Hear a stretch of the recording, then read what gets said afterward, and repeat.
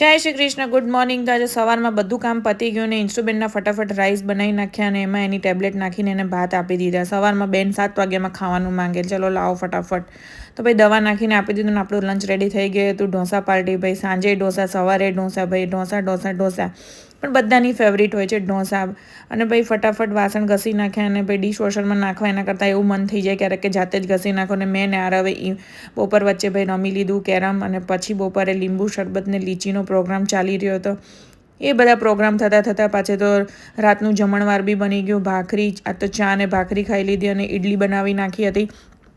પછી જો ભાઈ ઇન્સ્ટુબેન પાછળ બેસી જાય ઇડલી ખાવા માટે. એક ઇડલી આપી દીધી. ભાઈ થોડી દયા આવી જાય ક્યારેક ઇન્સ્ટુ ઉપર, પણ તો પણ કંટ્રોલ રાખે છે અને કંઈ આડાવડું દેતા નથી. ને પછી અમે ચાલવા નીકળી ગયા અને રોડ પર બેસી ગયા.